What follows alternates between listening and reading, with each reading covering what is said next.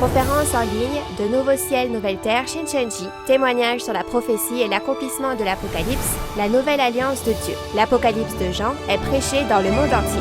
Les premières et deuxièmes conférences bibliques de Nouveau Ciel, Nouvelle Terre, Shincheonji ont été données en ligne en août et septembre 2021. 30 372 personnes y ont participé dans 12 régions de Corée du Sud. Nous avons vu les réactions enthousiastes d'environ 1800 pasteurs ayant participé.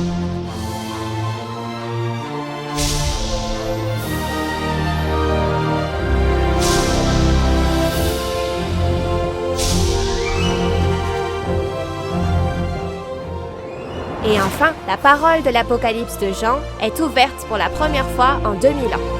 Le président et les 12 chefs de tribu de Nouveau Ciel, Nouvelle Terre, Shincheonji vous dévoilent le secret du royaume des cieux de la Nouvelle Alliance, l'Apocalypse de Jean. Tous les lundis et jeudis, du 18 octobre au 27 décembre, les conférences en ligne de Nouveau Ciel, Nouvelle Terre, Shincheonji sont diffusées en direct dans le monde entier.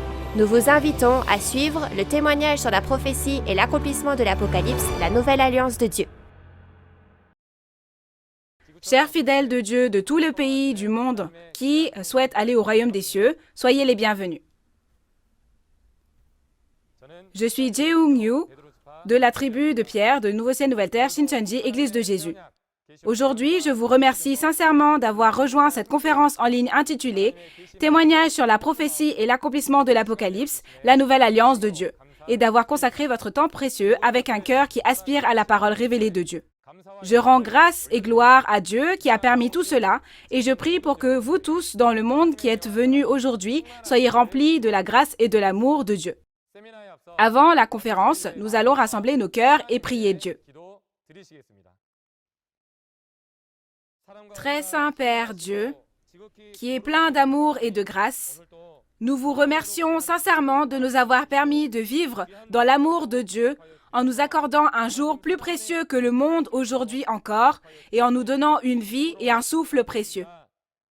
En particulier, remplissez de la grâce et de l'amour de Dieu les précieux enfants de Dieu qui sont venus à la conférence en ligne de Nouveau Ciel, Nouvelle Terre, Shincheonji aujourd'hui, intitulée « Témoignage sur la prophétie et l'accomplissement de l'Apocalypse, la nouvelle alliance de Dieu ». Selon la prophétie de l'Apocalypse, Jésus a envoyé son porte-parole, le président de Nouveau Ciel, Nouvelle Terre, Shincheonji sur cette terre aujourd'hui.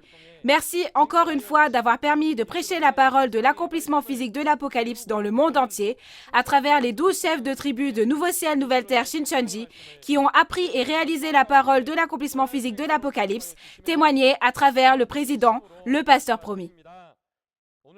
Pendant ce temps aujourd'hui, que le Saint-Esprit de Dieu lui-même nous guide et veuillez être au contrôle de chaque parole prononcée par l'instructeur qui témoignera de la parole, afin que ce soit une précieuse conférence qui rende gloire à Dieu. S'il vous plaît, faites-en un temps précieux, débordant de grâce et de gratitude.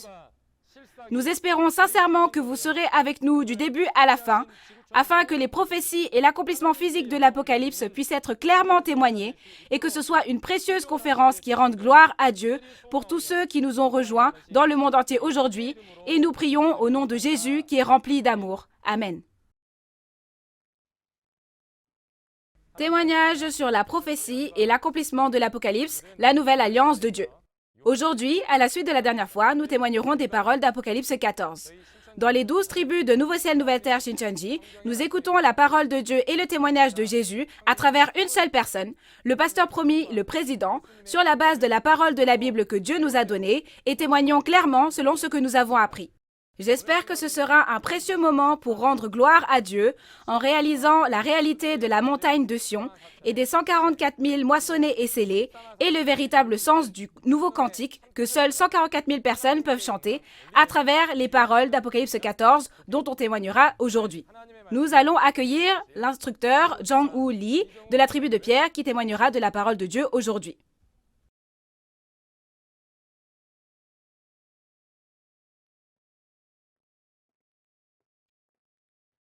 Chers membres de la famille de la foi, nombreux pasteurs chrétiens et personnes qui pratiquent une religion dans chaque pays du monde et qui souhaitent aller au royaume des cieux et avoir la vie éternelle, c'est un plaisir de vous rencontrer. Je suis Jang-woo Lee, instructeur de la tribu de Pierre, établi au nom de Pierre, un disciple de Jésus. Dans la continuité de la dernière fois, aujourd'hui, je vais parler d'Apocalypse 14.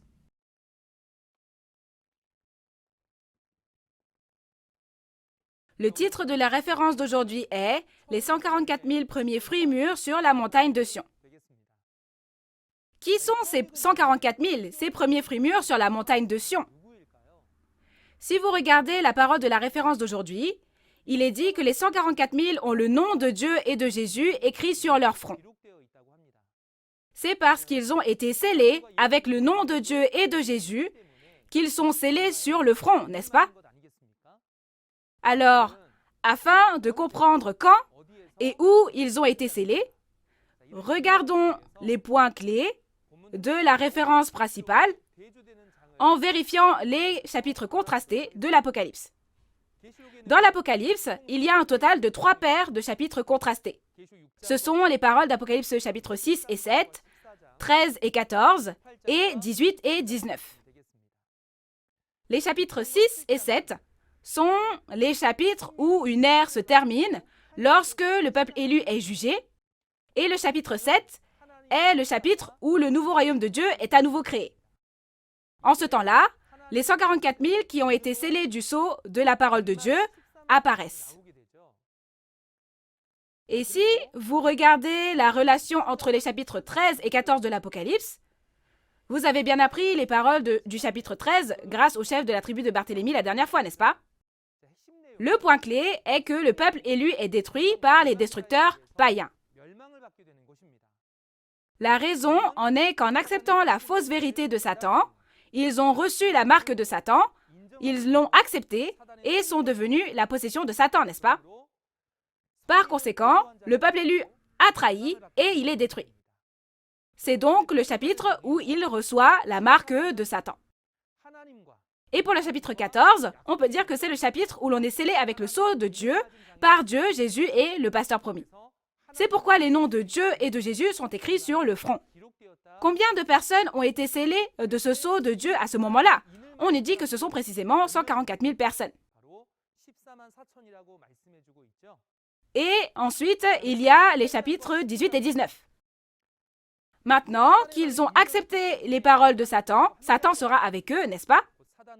C'est-à-dire que c'est le chapitre du mariage avec Satan, mais les personnes qui sont scellées en acceptant les paroles de Dieu et de Jésus épousent l'agneau et deviennent un avec lui.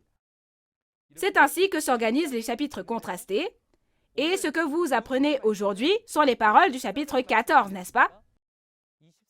Dans la parole du chapitre 14, aujourd'hui, nous verrons le résultat de ceux qui ont reçu la marque de Satan et de ceux qui ont reçu le sceau de Dieu. Mais qui sont les 144 000 personnes sur la montagne de Sion dont je vous ai parlé tout à l'heure et quand et où ont-ils été scellés? Ce sont les 144 000 qui ont été scellés du sceau de la parole de Dieu lorsqu'une ère est terminée dans Apocalypse 6 et qu'une nouvelle ère est créée, n'est-ce pas? J'espère que vous garderez à l'esprit que ce sont les 144 000 scellés dans Apocalypse 14. Alors, quand Apocalypse chapitre 14 s'accomplit-il? Juste après les événements du chapitre 13. C'est le temps de la moisson, n'est-ce pas? Les événements du chapitre 13 se produisent après la trahison et la destruction du peuple élu. Le lieu des événements est devant le trône de Dieu sur la montagne de Sion. Je vais vous expliquer brièvement l'enchaînement général des versets du chapitre 14. Les versets 1 à 5 parlent des 144 000 personnes sur la montagne de Sion qui ont été scellées. Et les versets 6 à 8 parlent du nouveau cantique, l'évangile éternel. Les versets 9 à 12, dans ces versets, on raconte comment ceux qui ont reçu la marque de la bête seront jugés. Et dans les versets 13 à 16, le grain mûr est moissonné. Et dans les versets 17 à 20, l'ivraie qui n'est pas moissonné est comparé à des raisins et ils sont jugés. Aujourd'hui, nous allons regarder la parole du chapitre 14, mais comme le plus important est de savoir qui sont les 144 000 personnes sur la montagne de Sion, qui vivent leur foi pour aller au royaume des cieux, j'aimerais que vous réalisiez bien la parole des points clés. Maintenant, lisons les versets 1 à 5 de la référence d'aujourd'hui afin de découvrir qui sont les 144 000 scellés sur la montagne de Sion. Apocalypse 14, versets 1 à 5. Alors je regardais, et voici, l'agneau se tenait sur la montagne de Sion, et avec lui 144 000 personnes, qui avaient son nom et le nom de son Père écrits sur leur front. Et j'entendis du ciel une voix, comme un bruit de grosses eaux, comme le bruit d'un grand tonnerre. Et la voix que j'entendis était comme celle de joueurs de harpe jouant de leur harpe. Et ils chantaient un cantique nouveau devant le trône, et devant les 4 êtres vivants, et les vieillards. Et personne ne pouvait apprendre le cantique, si ce n'est les 144 000 qui avaient été rachetés de la terre. Ce sont ceux qui ne se sont pas souillés avec des femmes, car ils sont vierges. Ils suivent l'agneau partout où il va. Ils ont été rachetés d'entre les hommes, comme des prémices pour Dieu et pour l'agneau. Et dans leur bouche, il ne s'est point trouvé de mensonge, car ils sont irrépréhensibles. Amen. Vous avez bien lu. Cela commence par « alors je regardais ».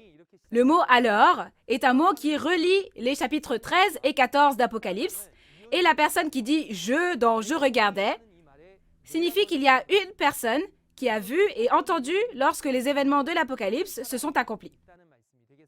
Bien que l'apôtre Jean ait vu et entendu les événements de tous les chapitres de l'Apocalypse dans une vision il y a 2000 ans, vous devez vous rappeler qu'il y a le nouveau Jean, le pasteur promis, une seule personne qui a directement vu et entendu cette réalité sur les lieux de l'accomplissement de l'Apocalypse aujourd'hui. Venons-en maintenant à la référence principale. Il est écrit « Je regardais et voici l'agneau se tenait sur la montagne de Sion et avec lui 144 000 personnes ». La raison pour laquelle ces paroles sont importantes est que notre espérance est d'accueillir Jésus qui revient, n'est-ce pas? Quand Jésus revient, où vient-il? Il vient sur cette montagne de Sion. Par conséquent, on peut dire que les 144 000 personnes sont les personnes qui accueillent Jésus quand il revient. Dans ce cas, afin de comprendre qui sont les 144 000, commençons d'abord par comprendre ce qu'est la montagne de Sion, le lieu de rencontre de Jésus et des 144 000, et apprenons-en davantage sur les 144 000. Tout d'abord, il y a une montagne de Sion physique. Elle est située à Jérusalem, la capitale d'Israël. C'est une petite montagne d'environ 800 mètres d'altitude, et c'est l'endroit où Abraham, Isaac et Jacob vivaient il y a longtemps. C'est aussi l'endroit où David, le roi d'Israël, a construit un palais royal, et la montagne de Sion est depuis lors le lieu religieux central d'Israël. Ainsi, lorsque nous parlons de la montagne de Sion, cela fait référence à Jérusalem et au peuple élu de façon symbolique. Alors, Jésus viendra-t-il vers la montagne de Sion physique à son retour? Si c'est le cas, les 144 000 devraient tous prendre l'avion pour aller en terre d'Israël, n'est-ce pas? Cependant, souvenez-vous que lorsque l'Apocalypse s'accomplit, ce n'est pas la montagne de Sion physique qui apparaît, mais la montagne de Sion spirituelle, la montagne de Sion en parabole. Alors, afin de comprendre ce qu'est la montagne de Sion spirituelle, comprenons d'abord le mot Sion. Sion symbolise le peuple élu et fait référence aux pasteurs et aux fidèles choisis par Dieu. Si vous regardez les paroles d'Ésaïe 60, verset 14, il est dit également « Ils t'appelleront ville de l'Éternel, Sion du Saint d'Israël ». Si vous regardez les paroles de Zacharie 2, verset 7, il dit « Sauve-toi, Sion, toi qui habites chez la fille de Babylone ». Alors, on fait référence à une personne qu'on tutoie et que l'on appelle Sion, n'est-ce pas? Sion fait donc référence au peuple élu. Alors, que signifie la montagne? La montagne spirituelle fait référence aux hommes comparés à des animaux, de la terre ou des arbres. Cela fait référence à l'église ou l'organisation où ces personnes sont rassemblées. En termes simples, on parle d'une montagne de personnes, n'est-ce pas? En caractère chinois, quand beaucoup de personnes se rassemblent, on utilise l'expression « insan in he », ce qui veut dire qu'ils sont si nombreux que cela ressemble à une mer ou une montagne de personnes. Dans l'Apocalypse, 3 montagnes apparaissent, la montagne de la trahison, la montagne de la destruction et la montagne du salut. Ce ne sont pas de vraies montagnes. Comme le disent les paroles d'Apocalypse 11, verset 8, dans un sens spirituel, c'est une montagne spirituelle. Apocalypse 8, verset 8 nous dit qu'une grande montagne embrasée est jetée dans la mer, ce qui signifie que ce tabernacle jugé par Jésus est maintenant abandonné dans le monde. C'est donc la montagne de la trahison, n'est-ce pas? Si nous regardons Apocalypse 17, verset 9 à 10, on peut voir les 7 têtes des destructeurs. Il est dit que ce sont 7 montagnes et 7 rois. Cela fait référence à la montagne de la destruction. Et la montagne qui reste est la montagne où se trouve l'agneau Jésus qui est mentionné dans Apocalypse 14, verset 1. Cette montagne peut être appelée la montagne du salut, n'est-ce pas? Ainsi, quand nous parlons de la montagne de Sion, c'est le lieu où le peuple élu se rassemble et c'est le lieu où des personnes sont rassemblées. C'est une église ou une organisation avec des personnes rassemblées autour de Jésus, n'est-ce pas? Dans la réalité, ce lieu fait référence aux 12 tribus de l'Israël spirituel. Pourquoi 12 tribus? L'indice est les 144 000. Les 144 000 ne sont-ils pas ceux qui composent les 12 tribus scellées de la nouvelle Israël spirituelle au chapitre 7? Ainsi, cette montagne de Sion fait référence aux 12 tribus. Alors, qui sont les 144 000 scellés des 12 tribus? C'est ainsi que l'on peut savoir que ce sont les prêtres de la nouvelle Israël spirituelle. Ainsi, une ère prend fin et il y a les prêtres du nouveau royaume qui sont scellés du sceau de Dieu. Comment ces personnes sont-elles arrivées aux 12 tribus de la montagne de Sion? Au verset 4, il est dit que ce sont les prémices, c'est-à-dire les premiers fruits, n'est-ce pas? C'est pourquoi ils sont appelés les premiers fruits mûrs, créés en étant moissonnés et scellés. Ils ne sont pas l'ivraie qui n'a pas été moissonné au temps de la moisson, mais ce sont les croyants comme du bon grain qui ont été moissonnés. La façon dont ils ont été moissonnés sera expliquée en détail dans le chapitre 14, versets 14 à 16. Il est dit que les 144 000 scellés ont le nom de Dieu et de Jésus écrit sur leur front, n'est-ce pas? Alors, le nom de Dieu et de Jésus est-il vraiment apposé, paf, comme ça sur leur front? Non, bien sûr. En ce qui concerne le nom de Dieu et de Jésus, le nom est le symbole qui représente une personne. Dieu et Jésus sont la parole au commencement, n'est-ce pas? Ainsi, dire que le nom de Dieu et de Jésus est écrit sur leur front signifie qu'ils ont les paroles de Dieu et de Jésus gravées dans leur esprit, soit dans leur pensée et dans leur cœur, c'est-à-dire qu'ils sont marqués du sceau, leur permettant d'être reconnus en tant que peuple de Dieu. Si vous regardez les paroles d'Hébreux 8, verset 10, il est dit que s'ils gravent la loi de la nouvelle alliance dans leur esprit, leur pensée et leur cœur, Dieu deviendra leur Dieu et ils deviendront le peuple de Dieu. Par conséquent, seules ces personnes seront reconnues comme le peuple de Dieu, n'est-ce pas? Ce sont précisément les 144 000 scellés dans Apocalypse 7. Mais à l'inverse, dans Apocalypse 13, il y a ceux qui ont reçu la marque de Satan sur leur front, n'est-ce pas? Si on regarde aussi la parole d'Apocalypse 17, verset 5, il y a un faux pasteur appelé la prostituée. Et si vous regardez son front, c'est un secret, mais il est écrit « Babylone la Grande ». Si on regarde les paroles d'Apocalypse 18, cette Babylone est le repère des démons. On parle donc ici des personnes qui ont dans leur esprit et leur cœur les fausses paroles de Satan le diable. Alors, chers auditeurs, quel genre de personne peut aller au royaume des cieux? Bien sûr, on peut dire que ce sont les personnes qui ont les paroles de Dieu et de Jésus gravées dans leur esprit, leur pensée et leur cœur, n'est-ce pas? Alors, dois-je accepter et reconnaître tout ce qu'on dit être une parole de témoignage? Non, bien sûr. Ne devrions-nous pas discerner si ces paroles sont les paroles de Dieu ou les mensonges du diable? Par conséquent, nous devons devenir le peuple du royaume des cieux qui peut entrer dans le royaume des cieux en ne gravant que les paroles de Dieu et de Jésus dans notre esprit, nos pensées et notre cœur. Passons maintenant au verset 2. Au verset 2, il y a une voix venant du ciel. C'est comme un bruit de grosses eaux, comme le bruit d'un grand tonnerre, mais c'est aussi un beau son comme celui d'une harpe. Quel genre de ciel est ce ciel? Ce ciel est le royaume de Dieu qui est venu sur la montagne de Sion. Dans Apocalypse chapitre 4, il est dit que le royaume des cieux du monde spirituel vient sur cette terre. Et quand nous regardons au chapitre 21, le royaume des cieux du monde spirituel, la ville sainte, vient sur le nouveau ciel et la nouvelle terre. Cependant, lorsque nous regardons au chapitre 7 de l'Apocalypse, nous constatons que cet endroit est là où il y a les 12 tribus scellées.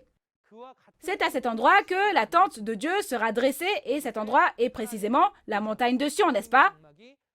C'est là où il y a le trône de Dieu et la tente de Dieu. Donc ici, on nous parle de ce ciel. Par conséquent, on peut dire que la voix venant du ciel est la voix de Dieu, puisqu'elle vient de l'endroit où se trouve Dieu. Alors, dans ce lieu où se trouve le trône de Dieu, il y a 144 000 personnes qui chantent un cantique nouveau devant le trône de Dieu et devant les 4 êtres vivants et les vieillards. Et ce nouveau cantique, personne ne peut l'apprendre ni le chanter, sauf les 144 000 qui ont été rachetés de la terre. Quel est ce nouveau cantique? Il faut d'abord comprendre ce qu'est le cantique. Le cantique désigne le fait de chanter les paroles annonçant les choses du futur avant qu'elles arrivent. Donc, si c'est un évangile prophétique, le nouveau cantique est un cantique qui n'a jamais existé auparavant. Le nouveau cantique, qui n'a jamais été entendu auparavant, fait référence à l'évangile qui témoigne de l'accomplissement physique des prophéties. Alors, le nouveau cantique qui est chanté au temps de l'accomplissement de l'Apocalypse, quelle parole est-ce? C'est précisément l'évangile de l'accomplissement physique de l'Apocalypse. Si le cantique est la parole, c'est donc une nouvelle parole. Ce nouveau cantique est chanté par les 4 êtres vivants et les 24 vieillards dans Apocalypse 5, verset 9. Et sur cette terre, ce sont les 144 000 scellés qui chantent le nouveau cantique. Au verset 6, le nouveau cantique qu'ils chantent est aussi appelé Évangile éternel.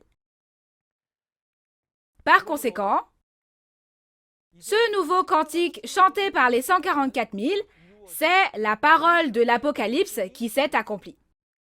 Alors, quelle est la raison pour laquelle il n'y a que les 144 000 personnes sur la montagne de Sion qui apprennent le nouveau cantique? La raison en est que le trône de Dieu est venu précisément sur la montagne de Sion, et de plus, là où se trouve le trône de Dieu, il y a le pasteur promis de Dieu, n'est-ce pas? C'est parce qu'il y a le pasteur promis, le témoin qui a vu et entendu la réalité physique de tous les chapitres de l'Apocalypse. C'est pourquoi, dans Apocalypse 3, verset 12, il est dit que Dieu, Jésus et le royaume des cieux du monde spirituel sont avec celui qui vaincra. Et il dit que là où descend le trône de Dieu, le trône de Jésus, celui qui vaincra y sera aussi assis avec lui. Par conséquent, on peut dire que le lieu où se trouve le vainqueur est le lieu où se trouve le trône de Dieu et de Jésus, n'est-ce pas? Celui qui vaincra est le pasteur qui voit et entend toutes les paroles de Dieu et de Jésus et en témoigne comme dans Apocalypse 1, verset 2, et le témoin qui voit et entend les événements de tous les chapitres de l'Apocalypse en recevant et en mangeant le livre ouvert d'Apocalypse 10. Par conséquent, comme c'est seulement à travers ce pasteur promis, ce témoin, que les 144 000 apprennent la parole révélée, eux seuls peuvent apprendre le nouveau cantique. Alors, à quel point ce nouveau cantique est-il important? L'apparition du nouveau cantique est la preuve qui permet de vérifier qui sont les 144 000 personnes sur la montagne de Sion. Chers auditeurs, quel genre d'endroit est la montagne de Sion? C'est l'endroit où Dieu, Jésus et le royaume des cieux dans le monde spirituel sont tous ensemble. Et il est vrai que le pasteur promis est également à cet endroit, n'est-ce pas? Alors, quel est cet endroit? N'est-ce pas le royaume des cieux auquel nous aspirons tant? Alors, est-ce que n'importe qui devient le royaume des cieux? Si quelqu'un dit qu'il est la montagne de Sion, il devient le royaume des cieux sur la montagne de Sion. Et si quelqu'un rassemble 144 000 personnes, alors ça devient les 144 000? Non! Si vous êtes les 144 000, vous devez être capable de chanter le nouveau cantique, et si c'est la montagne de Sion, le nouveau cantique doit en sortir. Par conséquent, ce nouveau cantique est la preuve permettant de confirmer que ce sont bien la montagne de Sion et les 144 000. Et c'est ce qui permet de prouver que l'endroit où les paroles de l'Apocalypse ne sont pas témoignées n'est pas la montagne de Sion et que cela ne peut pas être les 144 000 non plus. Vous comprenez? Alors, afin d'en savoir plus sur le genre de personnes que sont les 144 000, Nous allons regarder la parole des versets 4 à 5. Nous avons besoin de savoir quel genre de personnes sont les 144 000 afin de nous efforcer de devenir de telles personnes, n'est-ce pas? Ces personnes sont celles qui ne se souillent pas avec des femmes et sont vierges, gardent leur chasteté. La femme mentionnée ici ne fait pas référence à une femme physique, mais à une femme spirituelle, soit le pasteur.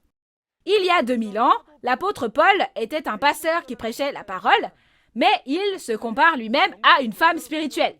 C'est-à-dire qu'il connaît les douleurs de l'enfantement, qu'il allait au lieu de donner de la nourriture solide, et, bien qu'il ne soit pas marié et n'ait pas de fils, il s'est exprimé en appelant Timothée son enfant, son fils, n'est-ce pas? Parce que la parole est la semence, le pasteur qui a reçu la semence de la parole de Dieu est en position de nourrir les fidèles qui sont comme des enfants. C'est pour cela qu'un tel pasteur est comparé à une femme en parabole. Alors, quelle est la femme qui souille mentionnée dans l'Apocalypse? C'est la prostituée. C'est le faux pasteur. En un mot, c'est le faux pasteur qui donne naissance aux enfants du diable en acceptant la parole de fausse vérité de Satan, la semence de l'ivraie, au lieu de la semence de la parole de Dieu. Et on l'appelle la prostituée et le faux pasteur. Dans Apocalypse 2, verset 20, il est dit que c'est Jézabel, celle qui séduit les serviteurs de Dieu pour leur donner à manger les viandes sacrifiées aux idoles. Et dans Apocalypse 17, versets 1 à 5, c'est la prostituée Babylone, la mère des abominations de la terre qui a commis l'impudicité avec les rois de la terre. Dans Apocalypse 13, ils sont entrés dans le tabernacle du ciel, ont donné la marque de Satan, ont érigé des idoles et les ont fait adorer ces idoles, n'est-ce pas? Cependant, dire que les 144 000 ne sont pas devenus un avec eux et sont restés vierges, ont gardé leur chasteté, signifie qu'ils n'ont pas commis l'impudicité avec les démons et ont protégé leur foi en la gardant pure. Alors, ces personnes n'écoutent pas les paroles des faux pasteurs, mais écoutent qui? Comme ce sont ceux qui suivent l'agneau partout où il les conduit, ils n'obéissent qu'à la parole de Jésus et ne suivent qu'elle, n'est-ce pas? Et puisqu'on dit qu'ils sont les premiers fruits mûrs rachetés d'entre les hommes, avoir été racheté signifie obtenir la rédemption, soit la rémission des péchés. Il est dit qu'ils sont ceux qui ont lavé leurs péchés dans le sang de Jésus et ont été sauvés. Voyons la raison pour laquelle on dit que ce sont les premiers fruits mûrs. Jésus a semé la semence de l'évangile du royaume des cieux il y a 2000 ans. Et la semence a poussé pendant environ 2000 ans. Mais puisque ce sont les premiers croyants à devenir les fruits récoltés depuis le commencement de l'agriculture spirituelle, on dit d'eux qu'ils sont les premiers fruits mûrs. Par conséquent, les 144 000 sont le royaume et les prêtres de Dieu qui ont reçu le salut en lavant leurs péchés dans le sang de Jésus. Ceux qui ont été rachetés par le sang de Jésus, ceux dont les péchés ont été pardonnés par le sang de Jésus, et les premiers fruits mûrs nés de nouveau de la semence de Dieu et moissonnés. Ils appartiennent à Dieu et à l'agneau, et il n'y a pas de mensonge dans leur bouche, ils sont irrépréhensibles. Cela signifie que Dieu les a reconnus comme étant les premiers fruits mûrs. Au temps de Moïse, quand on regarde la parole, il est dit qu'il faut donner les premiers fruits mûrs à Dieu. À l'époque de Moïse, c'était des fruits physiques, bien sûr. Mais, quand la parole de promesse s'accomplit, comme il est dit qu'il nous a engendrés par la parole de vérité pour que nous soyons comme les premiers fruits de sa nouvelle création, on parle donc de personnes. Ainsi, les 144 000 scellés sont les premiers fruits appartenant à Dieu et à l'agneau, et ils sont la possession de Dieu. Le fait qu'il n'y ait pas de mensonge dans leur bouche et qu'ils soient irrépréhensibles signifie qu'ils n'ont pas d'autre chose que la parole de vérité et ne prêchent que la parole de vérité et la gardent. Donc, lorsque l'on regarde les paroles d'Apocalypse 22, versets 18 et 19, il est dit que si l'on ajoute ou retranche à l'Apocalypse, on ne peut pas aller au royaume des cieux. De plus, il est dit qu'on sera maudit. Où sont allés les 144 000 scellés du sceau sans ajouter ni retrancher à l'Apocalypse? On peut dire qu'ils sont allés au royaume des cieux, n'est-ce pas? Par conséquent, on peut dire que ce sont des personnes qui ne possèdent que la parole de vérité. Alors, qui sont réellement ces 144 000 personnes scellées sur la montagne de Sion? Ceux qui sont scellés avec le nouveau cantique. Ceux qui sont sur la montagne de Sion, ceux qui sont les premiers fruits mûrs, n'est-ce pas? Si l'on ne savait pas encore ce que signifiait cette parole, on peut alors dire que l'on n'avait pas reçu le témoignage du nouveau cantique. Chers auditeurs, puisque la parole de la promesse ne s'accomplit pas avant que le temps soit venu, les paroles de l'Apocalypse sont scellées en paraboles et personne ne peut donc les connaître. Ainsi, pendant ce temps-là, on pouvait ajouter et retrancher autant qu'on voulait, n'est-ce pas? Cependant, lorsque la parole de la promesse s'accomplit, la réalité apparaît, donc on ne peut plus mentir. Alors, maintenant, quand les paroles de l'Apocalypse sont apparues, si l'on ajoute ou retranche aux paroles de l'Apocalypse, on ne peut pas aller au royaume des cieux au final. Mais si l'on reçoit le témoignage de la parole révélée et croit sans ajouter ni retrancher, on peut maintenant dire que l'on appartient tous à Dieu et que l'on a la foi qui permet d'aller au royaume des cieux. Alors, cher pasteur, ne serait-il pas bien de recevoir d'abord le témoignage de l'Apocalypse, témoigner de la parole de vérité à vos fidèles bien-aimés et les informer de la foi qu'il faut pratiquer pour aller au royaume des cieux? J'espère que tous les pasteurs pourront témoigner du royaume des cieux à de nombreux croyants en écoutant et en réalisant bien ces paroles. Maintenant, nous allons lire la parole des versets 6 à 8 pour découvrir ce qu'est l'évangile éternel. Apocalypse 14, versets 6 à 8. Je vis un autre ange qui volait par le milieu du ciel, ayant un évangile éternel, pour l'annoncer aux habitants de la terre, à toute nation, à toute tribu, à toute langue et à tout peuple. Il disait d'une voix forte, « Craignez Dieu et donnez-lui gloire, car l'heure de son jugement est venue. Et adorez celui qui a fait le ciel, et la terre, et la mer, et les sources d'eau. » Et un autre, un second ange suivit, en disant, « Elle est tombée, Babylone la grande, qui a abreuvé toutes les nations du vin de la fureur de son impudicité. » Amen. Vous avez bien lu. Un autre ange est apparu. Il est dit que l'ange apporte l'évangile éternel à prêcher aux habitants de la terre, à toute nation, à toute tribu, à toute langue et à tout peuple. Qu'est-ce que l'évangile éternel? L'évangile est la parole qui témoigne de la réalité physique accomplie lorsque les prophéties promises apparaissent dans la réalité. Lorsque l'Apocalypse s'accomplit, l'évangile éternel est la parole qui témoigne de la réalité physique de l'Apocalypse. En d'autres termes, c'est témoigner des prophéties de l'Apocalypse, de leur accomplissement, de leur signification et même de leur réalité.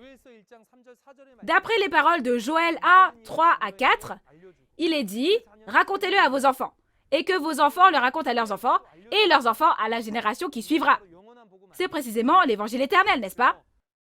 Alors, l'évangile du premier avènement, qui est l'accomplissement de l'Ancien Testament, est témoigné depuis 2000 ans. Maintenant, si les paroles du Nouveau Testament, soit la Nouvelle Alliance, l'Apocalypse, s'accomplissent, il n'y aura plus rien à accomplir, n'est-ce pas? Par conséquent, si les paroles de l'Apocalypse sont accomplies, ces paroles deviendront l'évangile éternel qui sera prêché pour toujours, n'est-ce pas? L'évangile éternel est appelé Nouveau Cantique dans Apocalypse 14, verset 3. Mais qui témoignera de la parole de ce nouveau cantique? C'est écrit que seul le pasteur promis qui a vu et entendu sur les lieux des événements de l'Apocalypse et les 144 000 scellés sur la montagne de Sion qui ont appris à travers ce pasteur chanteront le nouveau cantique. Alors, à qui la parole de l'accomplissement physique de l'Apocalypse est-elle témoignée? Nous pouvons dire que ce sont toutes les églises qui sont comme les nations, les tribus, les langues et les peuples. Ainsi, le pasteur promis qui a vu et entendu tous les événements de tous les chapitres de l'Apocalypse prêche toutes ces choses aux églises, n'est-ce pas? Tout comme dans la parole de Matthieu 24, verset 14, « Avant que l'évangile du royaume des cieux ne soit accompli, il a été prêché dans le monde entier. » Il est donc logique que tous les faits qui ont été accomplis soient témoignés à toutes les nations. Et cet ange a dit, « Craignez Dieu maintenant. Le temps du jugement est venu. » Et il a dit que nous devons adorer Dieu. Qui est l'objet du jugement et où est le lieu où il faut adorer? L'objet du jugement est Babylone après les 42 mois, dans Apocalypse 18, le destructeur qui a détruit le tabernacle du peuple élu de Dieu. Et quant au lieu pour adorer Dieu, il y a un lieu qui apparaît où toutes les nations viendront adorer le Seigneur, et c'est le temple du tabernacle du témoignage. La prochaine fois, lorsque nous témoignerons des paroles d'Apocalypse chapitre 15, nous ferons en sorte de réaliser cela en détail. Et un autre ange encore apparaît. Lorsque cet ange apparaît, il dit que Babylone est tombée. Quant à la réalité de Babylone, si vous regardez les paroles d'Apocalypse 17, versets 5 à 7, il y a la prostituée et l'organisation de la bête à cette tête édicorne sur laquelle elle est montée. La prostituée et son organisation en sont précisément la réalité. Qu'ont-ils fait? Ils ont fait boire le vin de l'impudicité à toutes les nations, soit toutes les églises, n'est-ce pas? L'impudicité fait référence au fait d'être en relation avec Satan et d'être trompé par les paroles de fausses vérités de Satan. Ainsi, le vin de l'impudicité n'est pas la parole de Dieu, mais la fausse vérité, la parole de fausse vérité, la parole du diable qui est fausse. Ceux qui l'écoutent acceptent cette parole et témoignent avec ces paroles. Le vin de l'impudicité n'est pas la parole de Dieu, mais la fausse doctrine de la fausse vérité, soit les commentaires. C'est le raisin sauvage, soit le poison des serpents, le poison des vipères, et si vous en buvez, vous mourrez sur le coup. C'est la réalité du fruit de l'arbre de la connaissance du bien et du mal. Alors, Babylone, qui donnait à boire le vin de l'impudicité à toutes les nations, est tombée, n'est-ce pas? La raison de sa chute n'est-elle pas qu'elle s'est fait juger? Pourquoi s'est-elle fait juger? Dieu la juge en raison du péché d'avoir détruit le tabernacle du ciel et toutes les nations avec le vin de l'impudicité. Leur jugement se trouve dans les chapitres 17 et 18 de l'Apocalypse, donc nous en apprendrons plus à ce sujet lorsque nous verrons ces chapitres. Maintenant, nous allons lire la parole des versets 9 à 11 concernant le jugement de ceux qui ont reçu la marque de la bête. Apocalypse 14, versets 9 à 11. Et un troisième ange les suivit, en disant d'une voix forte, « Si quelqu'un adore la bête et son image, et reçoit une marque sur son front ou sur sa main, il boira lui aussi du vin de la fureur de Dieu, versé sans mélange dans la coupe de sa colère, et il sera tourmenté dans le feu et le soufre, devant les saints anges et devant l'agneau. Et la fumée de leur tourment monte au siècle des siècles. Et ils n'ont de repos ni jour ni nuit, ceux qui adorent la bête et son image, et quiconque reçoit la marque de son nom. Amen. Voici ce que dit le troisième ange. Il parle du jugement que recevront ceux qui ont reçu la marque de la bête. La bête, son idole, et ceux qui ont reçu la marque de la bête apparaissent. La bête ici fait référence au destructeur qui a dévoré le tabernacle du ciel, bien sûr. Les idoles sont les faux pasteurs établis par les destructeurs. Mais qui sont les personnes qui les ont adorés et ont reçu la marque? Ce sont les fidèles du tabernacle du ciel qui ont trahi dans Apocalypse 13. Leur résultat est bien sûr désastreux parce qu'ils n'ont pas reconnu la parole de Dieu et ont adoré les faux pasteurs de Satan, pas Dieu. Il est dit qu'ils reçoivent le vin de la fureur de Dieu.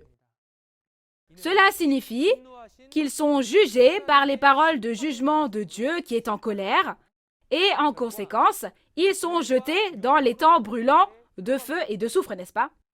C'est pourquoi leur tourment monte au siècle des siècles.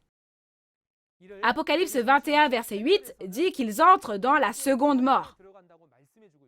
C'est l'étang de feu de l'enfer. Cependant, si nous regardons les paroles d'Apocalypse 20, versets 4 à 6, on nous dit que ceux qui n'adorent pas la bête ni son image et ne reçoivent pas la marque deviennent un avec les esprits martyrs et entrent dans la première résurrection, deviennent les prêtres de Christ et règnent pendant 1000 ans. Il est dit que la seconde mort n'aura aucun pouvoir sur eux.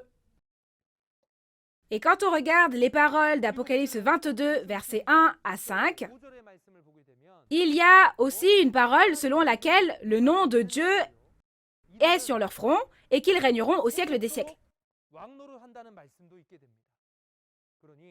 Par conséquent, nous ne devons pas recevoir la marque de Satan ni adorer le diable, mais nous devons adorer Dieu et avoir la vraie foi qui accepte la parole de Dieu. Et nous devons vivre notre foi de manière à persévérer et à garder la foi. Quand on parle de persévérance, c'est combattre et vaincre la bête jusqu'au temps du salut. Ceux qui gardent les commandements de Dieu et la foi en Jésus sont ceux qui fuient vers la montagne lorsque l'abomination de la destruction vient s'établir dans le lieu saint. Comme le dit Apocalypse 3, versets 4 et 5, ce sont des personnes dignes qui sont écrites dans le livre de vie et qui marchent avec Jésus en vêtements blancs. Dans Apocalypse 11, verset 1, il est dit qu'ils sont le temple de Dieu, l'autel et ceux qui y adorent. Et dans Apocalypse 17, verset 14, ce sont ceux qui sont sincères et vainquent lorsque Jésus les fait sortir. Ce seront ceux qui vainquent la bête, son idole et le nombre de son nom et sortent dans Apocalypse 15, verset 2. De plus, les 144 000 premiers fruits mûrs qui sont nés de nouveau, après avoir entendu la parole de vérité, sont ceux qui gardent cette foi. C'est pourquoi nous croyons que nous devons devenir de vrais croyants qui persévèrent et gardent leur foi. Maintenant, nous allons lire la parole des versets 13 à 16 pour découvrir comment se fait la moisson des grains mûrs. Apocalypse 14, versets 13 à 16. Et j'entendis du ciel une voix qui disait « Écris, heureux dès à présent les morts qui meurent dans le Seigneur. Oui, dit l'Esprit, afin qu'ils se reposent de leurs travaux, car leurs œuvres les suivent. Je regardais, et voici, il y avait une nuée blanche, et sur la nuée était assis quelqu'un qui ressemblait à un fils d'homme, ayant sur sa tête une couronne d'or, et dans sa main une faucille tranchante. Et un autre ange sortit du temple, criant d'une voix forte à celui qui était assis sur la nuée, « Lance ta faucille, et moissonne, car l'heure de moissonner est venue, car la moisson de la terre est mûre. » Et celui qui était assis sur la nuée jeta sa faucille sur la terre, et la terre fut moissonnée. Amen. Vous avez bien lu. Maintenant, permettez-moi de vous expliquer les paroles du verset 13. « Heureux dès à présent les morts qui meurent dans le Seigneur. » Et on nous dit qu'ils se reposent de leur labeur. Ici, le « dès à présent » signifie « à partir de maintenant, désormais ». À partir de quand? À partir de après la période de destruction qui a duré 42 mois. Après que le peuple élu a trahi et a été détruit pendant la période de destruction, il y a des personnes qui meurent dans le Seigneur et sont bénies. Mais la mort en elle-même est une malédiction. Alors en quoi serait-ce une bénédiction? Qu'est-ce qui est mort ici? C'est le péché qui meurt et la justice qui vit. Qu'est-ce que ça signifie? Si vous regardez les paroles d'Apocalypse 13, verset 15, il est dit que ceux qui n'adorent pas la bête et son image, son idole, seront tous mis à mort. En ce temps-là, si vous avez peur de la bête et adorez l'image de la bête, la justice mourra et le péché restera en vie, n'est-ce pas? Cependant, si vous persévérez et gardez votre foi, donc si vous n'adorez pas la bête, alors le péché mourra et la justice vivra, n'est-ce pas? Alors, qui a fait les choses ainsi? L'apôtre Paul, il y a 2000 ans. L'apôtre Paul a tué ses pensées de la chair et ses péchés, et en disant « je meurs chaque jour », il a dédié toute sa vie à l'accomplissement de la volonté de Dieu. Une telle personne est celle qui meurt dans le Seigneur, n'est-ce pas? Maintenant, c'est le temps où Dieu règne. Pour que cela s'accomplisse, le nouveau royaume et le nouveau peuple de Dieu doivent être créés, n'est-ce pas? Pour cela, la parole de la promesse de l'Apocalypse ne devrait-elle pas s'accomplir? Ainsi, lorsque le royaume de Dieu est créé au temps de l'accomplissement de l'Apocalypse, si vous priez pour le royaume et la justice de Dieu et vivez votre vie pour la volonté de Dieu, alors une telle personne deviendra une personne qui meurt dans le Seigneur et sera bénie. Quelle bénédiction! La vie éternelle. Si vous regardez les paroles de Jean 11, versets 25 et 26, il est dit que quiconque croit en moi vivra même s'il meurt, et quiconque vit et croit en moi ne mourra jamais. La parole disant que celui qui meurt vivra pour toujours s'accomplit en ce temps-là, n'est-ce pas? Il crée le nouveau royaume et le nouveau peuple de Dieu, où Dieu règne, et entre dans le sabbat avec Dieu. Par conséquent, nous devons devenir ceux qui meurent dans le Seigneur. Pour ce faire, nous devons faire l'œuvre de Dieu, n'est-ce pas? Que fait cette personne? Elle moissonne. Les paroles des versets 14 à 16 parlent de la faucille pour moissonner et du grain mûr. Quelqu'un qui ressemblait à un fils d'homme sur la nuée tient une faucille tranchante. Il s'agit d'un ange semblable à Jésus et être assis sur la nuée peut signifier diriger les nuages. Cela signifie que la nuée, soit les nuages, fait référence aux esprits et parle donc d'un ange qui dirige de nombreux anges. Cependant, un autre ange sort du temple et lui ordonne de lancer sa faucille et de moissonner le grain mûr. Il peut donc être considéré comme l'ange ayant pour mission d'annoncer le temps de la moisson. Ensuite, il y a donc la moisson. Voyons comment la moisson commence et se déroule, comment elle commence et se termine.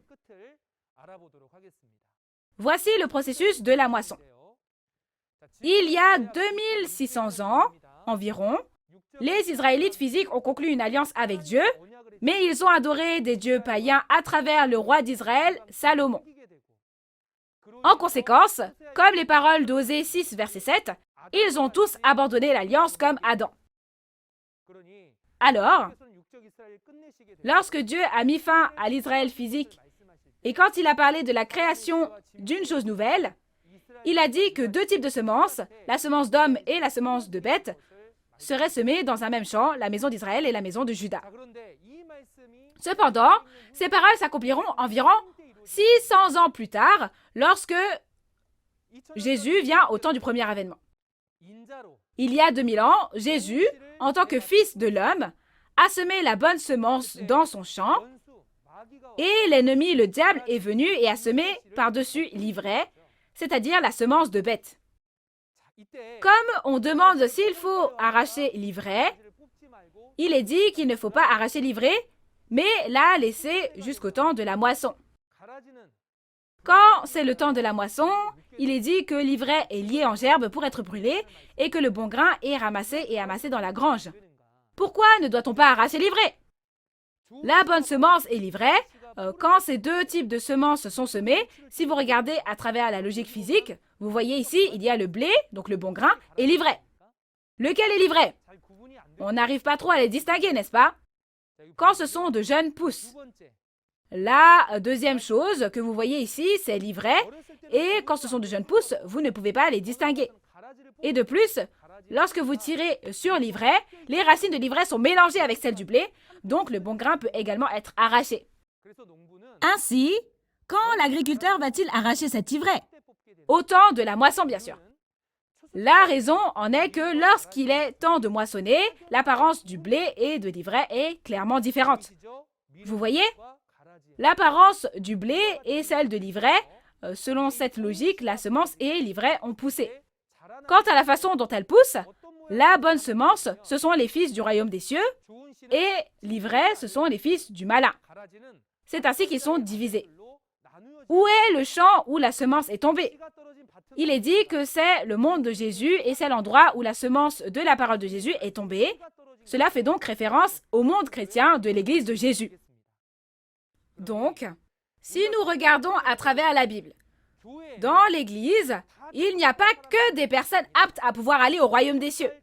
Il y a les fils du royaume des cieux qui iront au royaume des cieux, et les fils du malin qui seront jugés.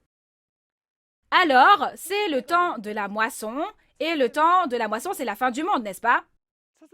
Au temps de la moisson, l'ange moissonneur vient et met le grain dans la grange. Comment ces fils du royaume des cieux sont-ils amenés dans la grange? Il faut pouvoir le comprendre, n'est-ce pas? Et les méchants sont ceux qui ne sont pas moissonnés et ils seront jugés par le feu, n'est-ce pas? C'est la promesse de la Bible. Voyons donc, d'abord, comment se fait la moisson. Les anges sont des esprits, n'est-ce pas? L'ange, qui est un esprit, est-ce qu'il va utiliser réellement une faucille pour moissonner? Non, n'est-ce pas? Cette faucille, c'est une faucille tranchante, qui représente quoi? La parole de Dieu. Éphésiens 6, verset 17, parle de la parole de Dieu comme d'une épée et d'une lance. Mais si vous regardez Ésaïe 2, verset 4, quand la moisson viendra, en martelant leur épée et leur lance, ils forgeront des faucilles et des socs, c'est-à-dire des outils pour moissonner. Donc, cette faucille tranchante est la parole de Dieu et la personne, soit la chair, qui a cette parole, n'est-ce pas? Ainsi, quand on a semé la semence il y a 2000 ans, c'est à travers les hommes que la semence a été semée, donc lorsqu'on moissonne, c'est aussi à travers les hommes. Ainsi, on peut dire que la faucille que l'ange tient est la parole de Dieu et une personne qui a la parole. Alors on témoigne de la parole. En ce temps-là, les grains mûrs sont les fidèles nés de la semence de la parole, soit les hommes qui ont reconnu et accepté la parole qui leur a été témoignée. Alors ceux qui acceptent la parole qui est prêchée sont moissonnés, n'est-ce pas? Ainsi, comment est-ce qu'on est moissonné? En suivant la parole de témoignage. Donc, si vous regardez les paroles de Matthieu 24, versets 40 à 41, il est dit qu'une personne sera emmenée et l'autre laissée dans le champ. Il est dit également que 2 femmes moulent à la meule. La femme symbolise le pasteur, n'est-ce pas? Mais une femme sera prise et l'autre sera laissée. Par conséquent, au temps de la moisson, que ce soit les pasteurs ou les fidèles, il faut tous être moissonnés pour aller au royaume des cieux. Si l'on n'est pas moissonné, on devient de l'ivraie et on sera jugé. Ainsi, être moissonné, c'est suivre la parole de témoignage. Et si on sait où se trouve la grange du royaume des cieux dans la parole de témoignage, on peut dire que ce sont les personnes qui vont à cet endroit. C'est l'endroit où se trouvent les fruits. L'endroit où les premiers fruits mûrs se trouvent était précisément la montagne de Sion. Il y avait le trône de Dieu à cet endroit, n'est-ce pas? L'endroit où se trouve le trône de Dieu, c'est le temple du tabernacle du témoignage, si nous regardons les paroles d'Apocalypse 15. Ainsi, il y a les 144 000 des 12 tribus sur la montagne de Sion, et la réalité est le temple du tabernacle du témoignage. J'aimerais donc que vous compreniez que suivre la parole de vérité et être moissonné au temple du tabernacle du témoignage sur la montagne de Sion est la preuve que vous êtes un bon grain et que vous êtes devenu le peuple du royaume des cieux. Alors maintenant, c'est le temps de l'accomplissement de l'Apocalypse et le temps de la moisson. Donc, le fait de sceller avec le nouveau cantique et la moisson doivent avoir lieu dans la réalité, n'est-ce pas? De quel genre d'endroit s'agit-il? C'est le centre de mission chrétienne de Sion, de Nouveau Ciel, Nouvelle Terre, Shincheonji, Église de Jésus, temple du tabernacle du témoignage. Cet établissement d'éducation céleste, structuré et basé sur la Bible, est le seul au monde. C'est de là que viennent les paroles révélées du nouveau cantique. Ainsi, lorsqu'ils ont terminé le niveau introduction, intermédiaire et avancé du programme de théologie révélée, ils sont moissonnés jusqu'à cette montagne de Sion. Combien dois-je payer pour écouter la parole au centre de mission chrétienne de Sion? L'ensemble du programme est gratuit. Comme les paroles de Jésus, qui a dit de donner l'eau de la vie gratuitement à ceux qui veulent et à ceux qui ont soif, cette parole est mise en pratique. Dans ce cas, prenons un moment pour regarder la vidéo promotionnelle du Centre de mission chrétienne de Sion pour voir si vraiment, selon ces paroles, de nombreuses personnes entendent maintenant cette parole, la parole de vérité, et sont moissonnées.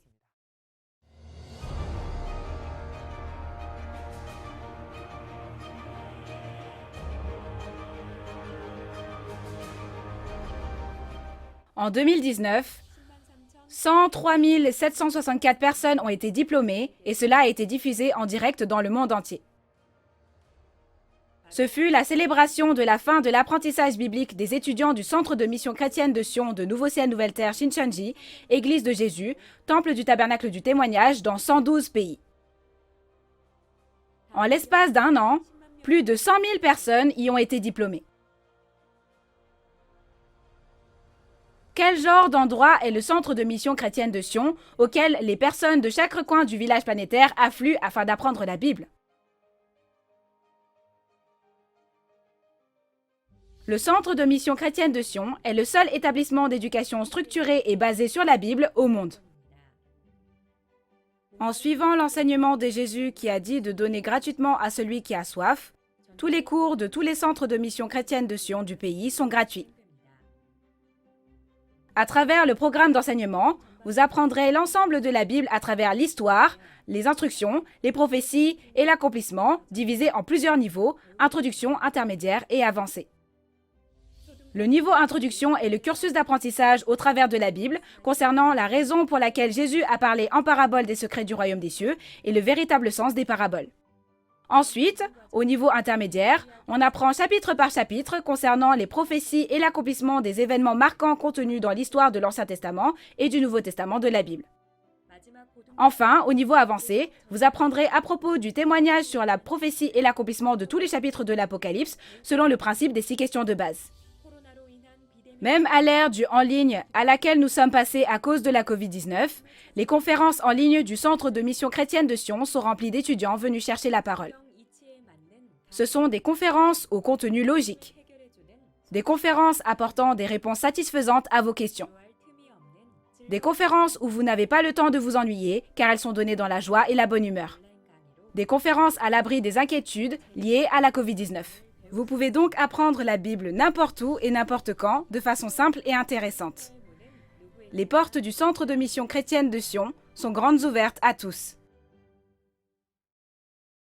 Cette vidéo que vous venez de regarder est la preuve que c'est maintenant le temps de la moisson, le temps de l'accomplissement de l'Apocalypse, comme promis dans la Bible. Il n'est donc pas encore trop tard. J'espère qu'en vous inscrivant au Centre de mission chrétienne de Sion, vous écouterez tous la parole révélée, la parole de vérité, et deviendrez le peuple du royaume des cieux qui entrera dans la grange du royaume des cieux sur la montagne de Sion. Alors, personne ne devrait vouloir empêcher cette moisson, n'est-ce pas? Mais qui va vouloir l'empêcher? Ce sont ceux qui ne sont pas moissonnés qui l'empêchent. Où sont ces personnes? Dans le champ, n'est-ce pas? C'est la chrétienté dans le monde. Il y a une parole sur le fait de lier l'ivraie en gerbe. Et qui les lie? Ils sont liés par leur propre pasteur. Il y a 2000 ans, les scribes et les pharisiens étaient les pasteurs de l'époque. Ils étaient les pasteurs qui devaient conduire à Jésus, qui était le royaume des cieux. Ils ont fermé les portes du royaume des cieux et bloqué tous ceux qui tentaient d'entrer sans eux-mêmes rentrer. Comment ont-ils empêché d'entrer? En disant, si vous allez à Jésus, vous tomberez dans une secte et vous mourrez. Il en va de même aujourd'hui. Être moissonné, c'est tomber dans une secte, c'est aller en enfer. Il y a des pasteurs qui disent cela. Donc, ils sont liés avec quoi? Ils sont liés par les paroles de ces pasteurs. Celui qui accepte les paroles de ce pasteur est précisément celui qui est lié. C'est le membre de cette église et cette église. Le fait d'y rester et de ne pas être moissonné, c'est la preuve que l'on est livré. Le lieu où ils sont liés est leur église, n'est-ce pas? Quel sera le résultat? On est jugé selon la parole. Ces personnes vont en enfer. Alors, j'espère que vous vous souviendrez bien qu'il ne faut pas croire les paroles de son pasteur au temps de la moisson, mais écouter les paroles de l'ange moissonneur. De plus, nous avons vérifié l'accomplissement physique de ceux qui empêchaient la moisson il y a déjà 2000 ans à travers ces paroles.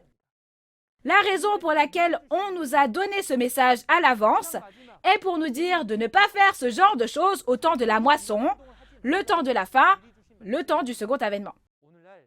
Aujourd'hui, j'espère que vous, chers pasteurs, réaliserez d'abord la parole révélée et la prêcherez à de nombreux fidèles, et qu'ainsi vous serez les meilleurs pasteurs reconnus par Dieu qui pourront guider de nombreuses personnes au royaume des cieux et les amener à être moissonnés.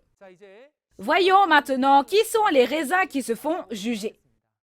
Pour le savoir, nous allons lire les paroles des versets 17 à 20. Apocalypse 14, versets 17 à 20. Et un autre ange sortit du temple qui est dans le ciel, ayant lui aussi une faucille tranchante.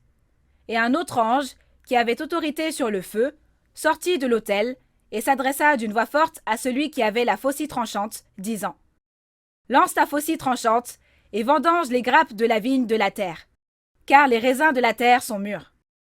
Et l'ange jeta sa faucille sur la terre. Et il vendangea la vigne de la terre et jeta la vendange dans la grande cuve de la colère de Dieu. Et la cuve fut foulée hors de la ville. Et du sang sortit de la cuve jusqu'aux morts des chevaux, sur une étendue de 1600 stades. Amen. Les paroles que vous venez de lire concernent les raisins qui sont jugés. Il est dit que ces raisins sont vendangés, mis dans une cuve et foulés. Certains peuvent se demander pourquoi les raisins sont jugés soudainement pendant la moisson. C'est parce que quand on regarde les paroles de Matthieu 13, versets 40 à 42, Il est dit que tout comme l'ivraie est prise et brûlée, il en sera de même à la fin du monde au temps de la moisson. Alors comme il est dit, aujourd'hui, n'est-ce pas, à la fin du monde, le temps de la moisson? Nous avons moissonné jusqu'au verset 16, et maintenant, il reste l'ivraie, n'est-ce pas? Cette ivraie est comparée à des raisins qui sont jugés, et dans les versets 17 à 20, on peut voir que l'ivraie est jugée. C'est donc le même contenu, n'est-ce pas? Le contenu est le suivant. Il y a un ange avec une faucille tranchante. L'ange sorti de l'autel annonce le temps de la moisson. C'est pourquoi il dit de vendanger les grappes de la vigne de la terre. Ce ne sont pas des grappes de raisin de la terre physique, mais des grappes de raisin spirituels, et en réalité, on parle ici du peuple élu. Ce sont les fidèles du tabernacle du ciel qui ont trahi, qui sont chassés dans les cavernes des destructeurs, dans Apocalypse 13.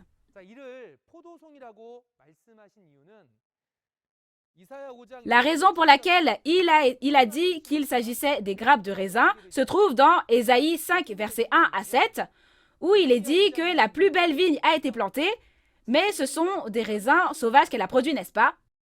Quant à savoir comment elle a apporté du fruit, si vous regardez Jérémie 2, verset 21, il est écrit qu'une vigne excellente avait été plantée et du meilleur plan, mais elle est greffée sur la branche d'une vigne païenne.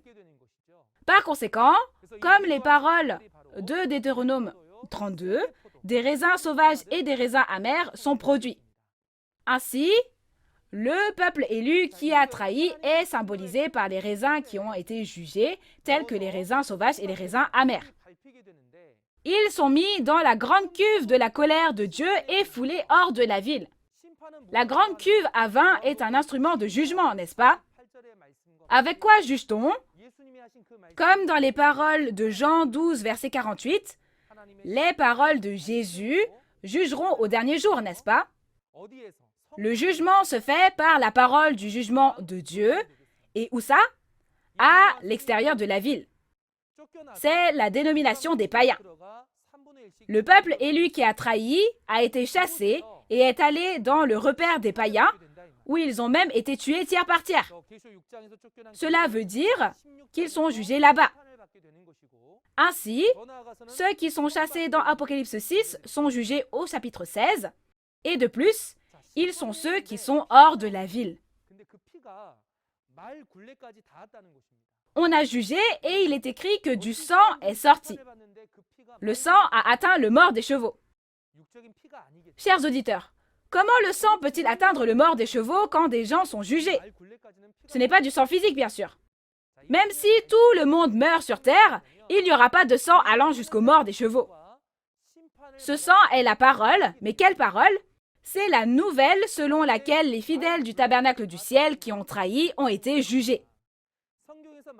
Mais que signifie avoir atteint le mort des chevaux? Les bœufs et les chevaux dans la Bible font référence aux pasteurs et aux personnes de devoir. Ainsi, dire qu'on atteint le mort des chevaux signifie que ces paroles sortent de la bouche des pasteurs. Quelle parole? La nouvelle comme quoi ils ont été jugés. Ainsi, comme ce temple du tabernacle a trahi et a été détruit par les païens, n'appartenait-il pas aux païens? De cette façon, le temple du tabernacle est devenu une église païenne et a été complètement jugé et a pris fin. Ce sont les paroles qui sortent de la bouche des pasteurs. Cependant, cette nouvelle s'est propagée sur 1600 stades. C'est qu'elle est connue en fait dans tout le pays. 1600 stades, c'est environ 300 km, ce qui signifie toute la Corée du Sud. La raison pour laquelle cela s'est répandu à travers le pays est qu'il y avait environ 80 églises branches à travers le pays. On peut dire qu'ils ont été jugés parce que toutes les enseignes du temple du tabernacle à travers le pays ont été remplacées par celles des églises des païens. Vous comprenez?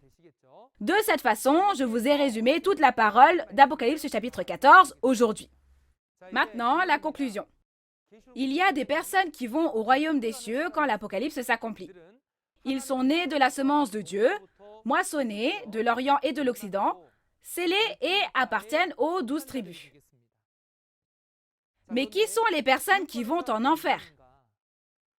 Ce sont les fils du royaume qui ont été chassés hors de la ville pour leur trahison et les destructeurs, et ils sont livrés non moissonnés. Chers membres de la famille de la foi, nous vivons tous notre foi pour aller au royaume des cieux, n'est-ce pas? Cependant, pour aller au royaume des cieux, il ne suffit pas seulement d'aller à l'église. Il ne s'agit pas seulement de croire en Jésus. En ce temps de la moisson, être moissonné et entrer dans la grange du royaume des cieux signifie aller au royaume des cieux. Comme le titre l'indique, cette réalité, ce sont les 144 000 premiers fruits mûrs sur la montagne de Sion, n'est-ce pas?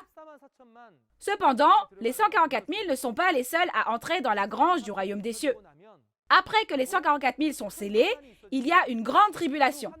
Et dans cette grande tribulation, devant le trône de Dieu, une multitude en blanc indénombrable, qui a lavé ses vêtements et les a rendus blancs dans le sang de Jésus, est créée. N'est-ce pas le temps de la grande tribulation et de la création de la multitude en blanc? Ainsi, tous les membres de la famille de la foi qui écoutent la parole révélée, plutôt que d'être divisés en dénominations, j'espère que nous deviendrons une famille née d'une seule semence de Dieu, afin que nous puissions tous être moissonnés et devenir tous les membres de la famille de la foi appartenant aux 12 tribus de la grange du royaume des cieux. Nous sommes un en Dieu et en Jésus. Nous sommes un. We are one. Nous allons finir la parole ici aujourd'hui. Nous allons prier. Dieu le Père, envers qui nous sommes reconnaissants. Merci d'avoir organisé cette précieuse conférence sur la parole de Dieu aujourd'hui, par la grâce de Dieu, et d'avoir permis à de nombreux enfants de Dieu d'être ensemble. Veuillez régner sur le cœur de tous ceux qui y assistent. Aujourd'hui, nous avons médité sur les paroles d'Apocalypse 14. Nous avons vu le résultat de ceux qui ont reçu la marque de Satan et de ceux qui ont été scellés du sceau de Dieu. S'il vous plaît, enlevez du cœur de tous ceux qui ont reçu la parole en ce temps, livrets mensongères de Satan, semez la parole de vérité de Dieu, permettez-leur de naître de nouveau, d'être moissonnés et de tous devenir des personnes scellées. J'espère que vous prendrez le contrôle des cœurs afin que ce précieux rassemblement puisse continuer la prochaine fois, et nous avons sincèrement cru et prié au nom de Jésus. Amen. Merci d'avoir écouté jusqu'au bout.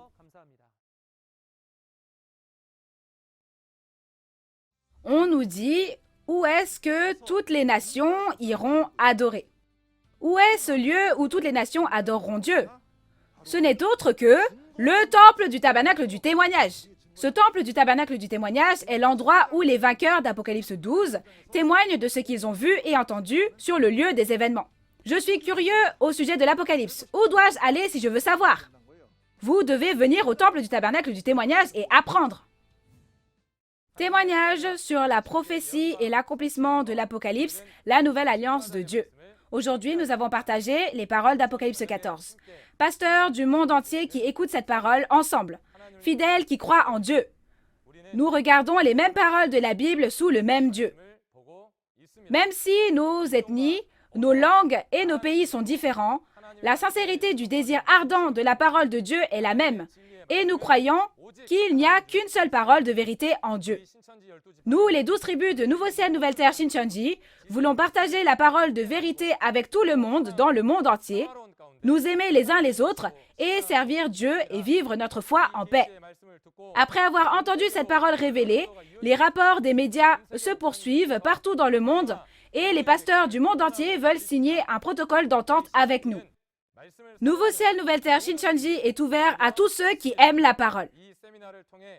Les pasteurs qui souhaitent signer un protocole d'entente avec nous, avec un cœur sincère à travers cette conférence, peuvent nous rejoindre à tout moment en nous contactant par mail ou au numéro de téléphone affiché. Enfin, je voudrais exprimer ma sincère gratitude envers les pasteurs et les fidèles du monde qui ont honoré par leur présence la 12e conférence sur le témoignage sur la prophétie et l'accomplissement de l'Apocalypse, la nouvelle alliance de Dieu. Nous vous demandons d'être avec nous jusqu'à la fin du témoignage de la parole révélée qui se poursuivra la prochaine fois. C'est la fin du programme et nous allons faire la prière que le Seigneur nous a enseignée.